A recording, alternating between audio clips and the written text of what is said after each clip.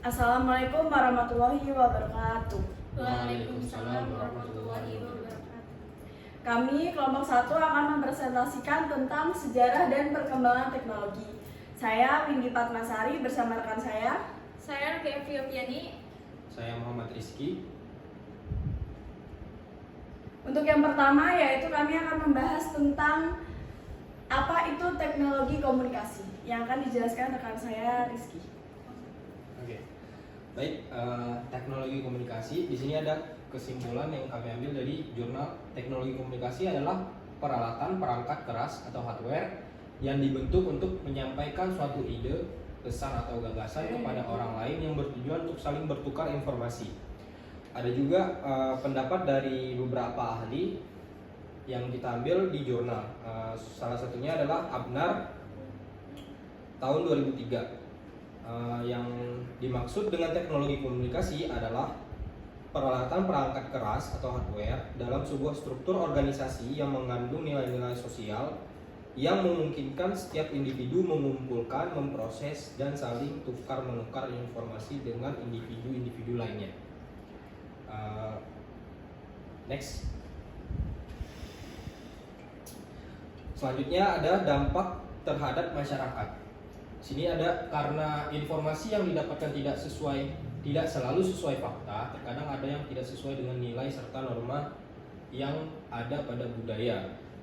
Dan juga dampaknya itu seperti masyarakat itu kurang bersosial secara langsung karena terdapat pemikiran bahwa membuang waktu sehingga dikatakan ketinggalan zaman. Baik, selanjutnya. Selanjutnya yaitu jenis-jenis teknologi komunikasi yang akan dijelaskan rekan saya Noki Eviupian. Selanjutnya itu jenis-jenis teknologi komunikasi. Jadi media dibagi menjadi dua, yaitu konvensional dan new media. Media konvensional adalah media yang digunakan untuk mengirimkan atau menerima pesan dan informasi kepada masyarakat luas. Oleh sebab itu, media konvensional sering juga disebut sebagai media massa. Yang kedua yaitu new media. New media adalah media komunikasi yang menggunakan internet dan teknologi digital atau komputer sebagai alat pengoperasiannya.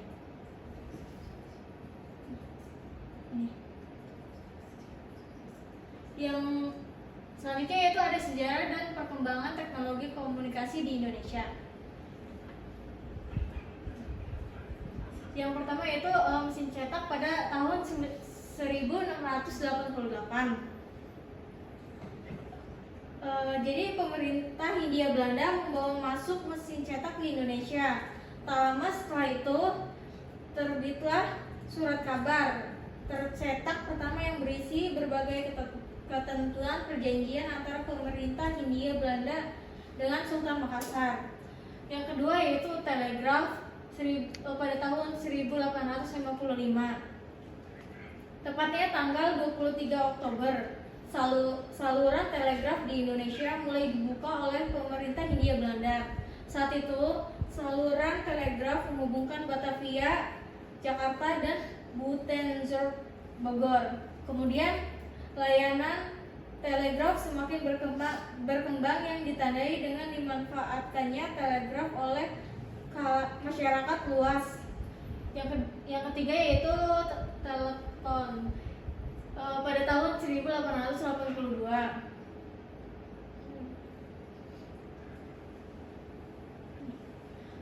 Jadi menghubungkan wilayah Gambir dan Tanjung Priok secara tepat menyebar ke sebagian besar wilayah Indonesia. 2 tahun kemudian, tepatnya tahun 1884, jaringan telepon lokal kemudian dibangun di Semarang dan Surabaya. Yang keempat yaitu radio pada tahun 1925. Merupakan cikal bakal sejarah radio di Indonesia. Radio siaran yang pertama didirikan di Indonesia adalah Batavia Radio. Kemudian disusul oleh berbagai stasiun radio swasta lainnya di berbagai wilayah di Indonesia. Yang kelima ada televisi pada tahun 1962.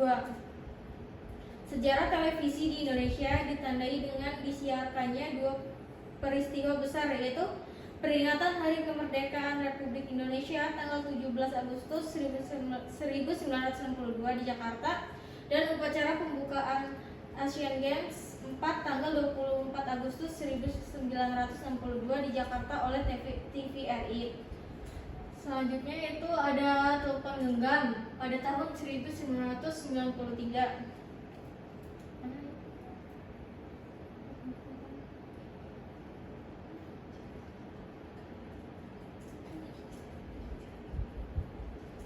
Cikal bakal telepon genggam adalah pager yang muncul sebelum masa reformasi. Jumlah pelanggan pager pada saat itu mencapai 800.000 pengguna dan terus mengalami penurunan seiring dengan mulai berkembangnya teknologi telepon genggam. Selanjutnya itu ada komputer pada 1967 yang akan disampaikan oleh Windy Padmasari. Komputer masuk di Indonesia pada tahun 1967. Hal ini ditandai dengan peningkatannya permintaan pemasangan dan penggunaan perangkat komputer oleh instansi pemerintah. Karena masih sedikitnya ahli di bidang komputer, mendorong Universitas Indonesia mempelopori berdirinya Pusat Ilmu Komputer sebagai tempat bagi para mahasiswa yang ingin belajar dan memahami ilmu komputer. Pada tahun 1972, perkembangan komputer di Indonesia terus berlanjut dengan adanya Konferensi Komputer Wilayah Asia Tenggara yang digelar pada tanggal 21 sampai 24 Oktober 1980.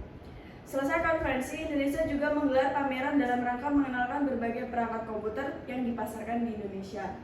Yang terakhir yaitu internet. Dimulai pada tahun 1984, cikal bakal perkembangan internet di Indonesia dengan adanya kegiatan amatir radio klub ITB yang menggunakan pesawat radio pemancar single sideband atau SSB milik Harya Sudir Pratama dan komputer Apple II milik Ono W. Purbo. Di masa itulah mulai dibahas mengenai teknik pengembangan jaringan komputer dengan teknologi radio paket. Perkembangan internet di Indonesia selanjutnya dimulai pada pertengahan tahun 1990. Oleh komunitas pengguna radio amatir yang disebut sebagai Paguyuban Net atau Paguyuban Network. Komunitas tersebut terdiri dari M. Samsik Ibrahim, Suryono Adi Sumarta, Muhammad Isyan, Robi Subakto, dan teman-teman yang lain.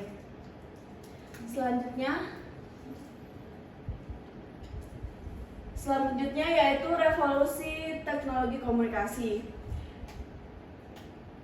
Sarham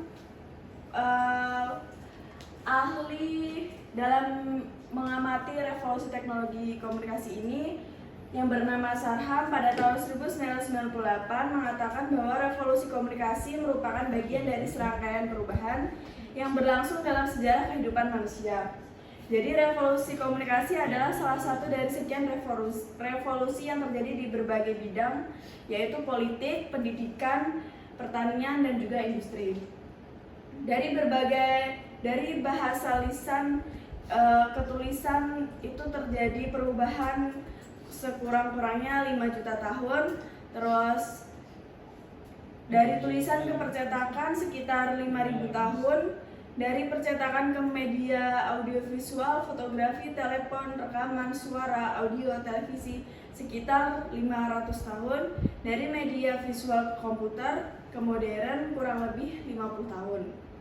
Yang terakhir yaitu ahli revolusi teknologi yang mengamati hal ini yaitu Disayanake pada tahun 1983.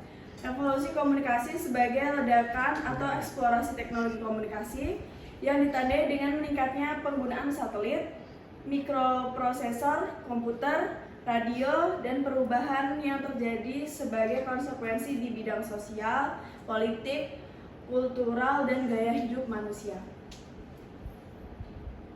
Sekian presentasi dari kelompok kami.